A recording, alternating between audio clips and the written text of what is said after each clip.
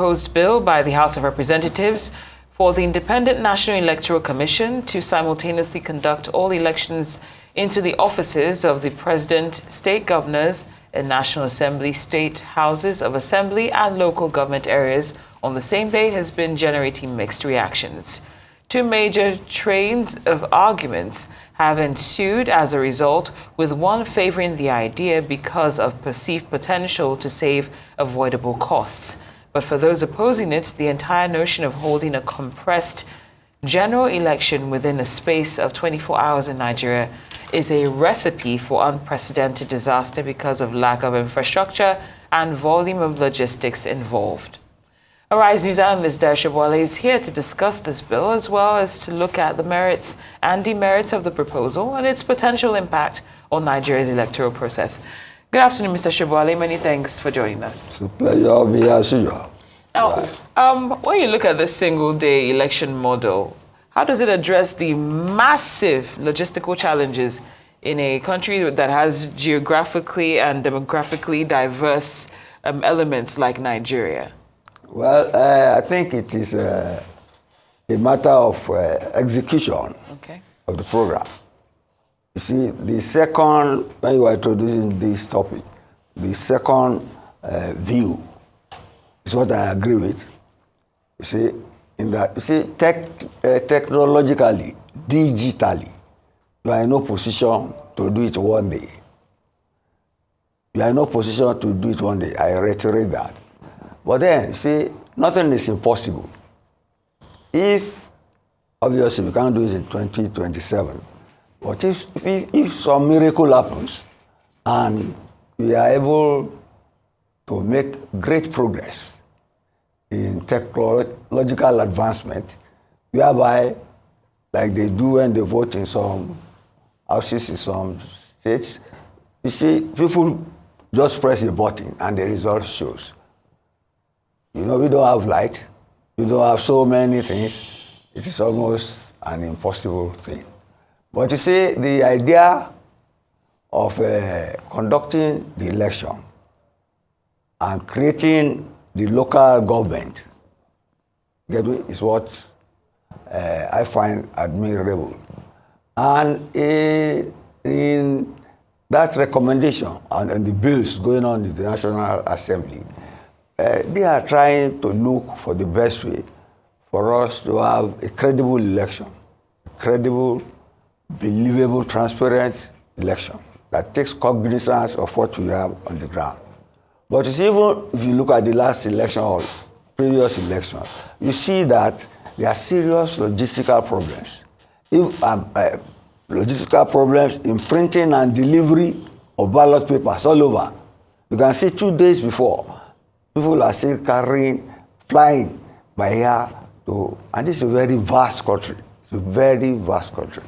We need to be more serious in the way we handle elections. Let's leave it at that for now. All right. I was following some of the debates, both in favor and against this proposed reordering of elections, if I may call it that. And some of those who are for it are speaking on the bandwagon effect, which is the effect that they're saying that, well, when the presidential elections happen, they ultimately influence what then happens at the lower tier of elections, which is gubernatorial and state house assemblies, the following, which you normally follow afterwards. But I'm just curious from you, is this something that is a factor that should really be considered? Is this significant enough for us to worry about this so-called bandwagon effect? Okay, go ahead. It is very significant, very important.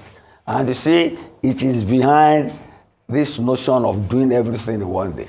Because some people benefited from that bandwagon effect the other time. And you see, once the governorship follows the presidential, you can regret so many things. But I still stand in terms of administration, in terms of electronic delivery of the electoral process, we are not there yet. As you saw in the last election, everybody's notion of how the electronic system should work was different from what happened on voting day. it was at the courts that you are getting the real interpretation provided on what these things meant. We are a young democracy, and you see, digitally, we are slowly but steadily crawling.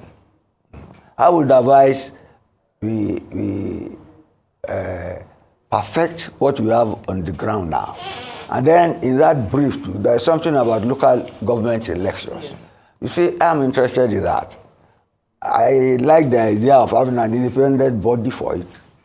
But they said that the body will pick the members of the board, and the body that pick the members will be the National Council of States. I don't buy into that. Let sleeping dogs lie. Former presidents are there.